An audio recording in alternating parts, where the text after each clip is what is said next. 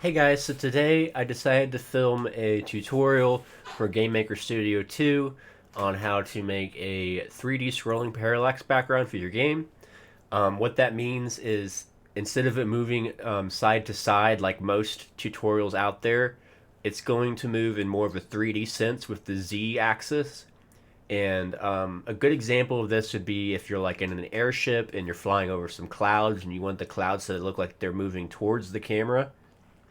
I decided to do this for a boss battle in my game where the player is above some storm clouds, or at least it looks like storm clouds. And I just wanted to show you guys how to do that because I didn't see a whole lot of tutorials for it, and it's actually pretty simple to do. It only takes about 5 minutes. Anyways, let's get into it. So, first thing you're going to want to do is download a sprite or make your own of the parallax background that you want. For this one, I downloaded the Stormy Cloud side scroller background off of opengameart.org. I'll leave a link in the description. Once you've got that downloaded, you're going to want to import it.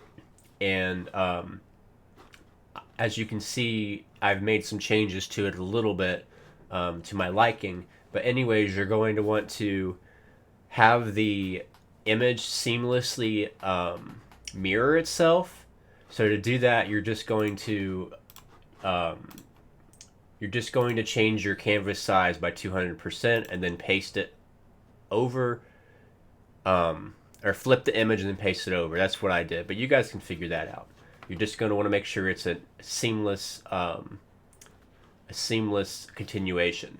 That way, when it loops in here, it doesn't look weird.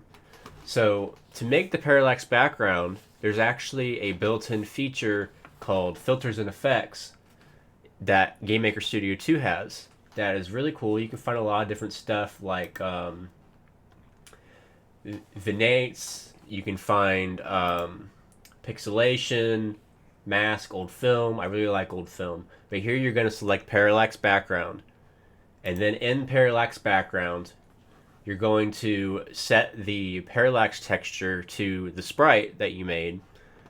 And then you're just going to adjust your values here to whatever you want. If you adjust the view direction X, it's going to rotate the camera to the right or left. So if I put it to 0.5, it's going to be a straight view. For me, I have it at about diagonal view because I like it that way better.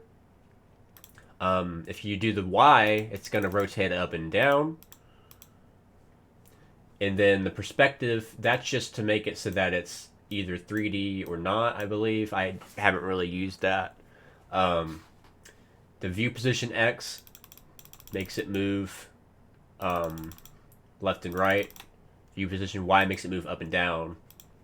And view position Z, that is what you're going to want to worry about to make it actually scroll.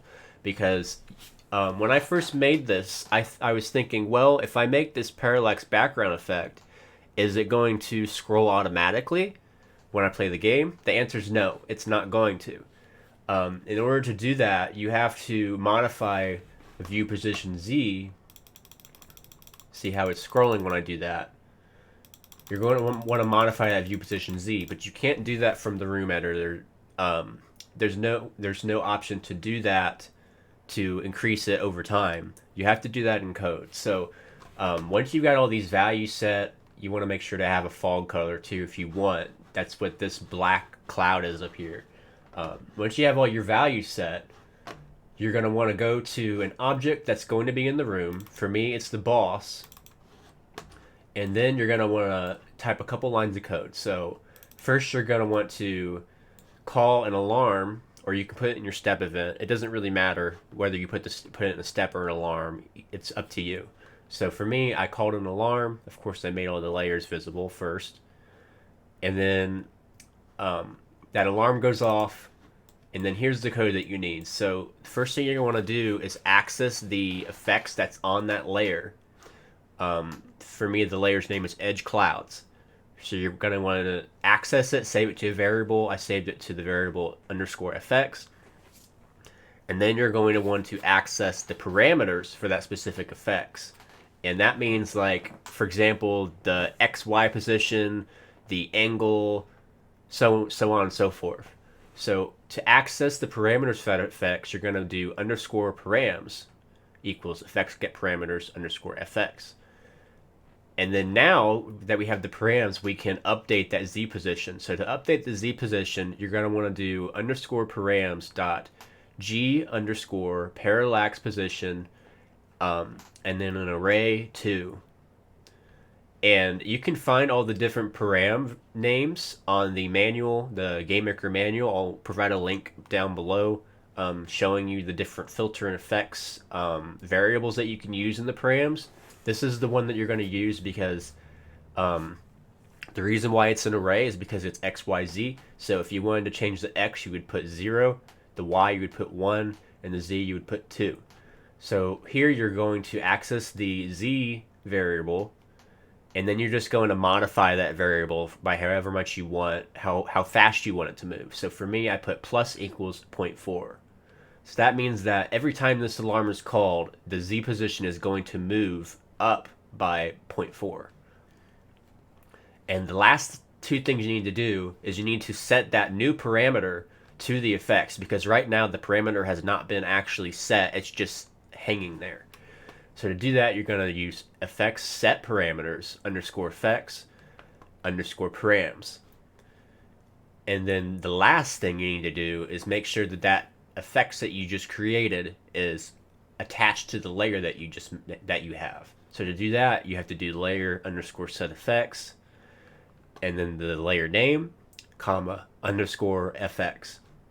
And then you can just call the alarm again to make sure that runs over and over so that it's constantly moving, or you can do it however you want to do it. This is just how I do it. So once you have that, and you have the filter and everything ready to go, and you got your sprite, all you got to do is run the game.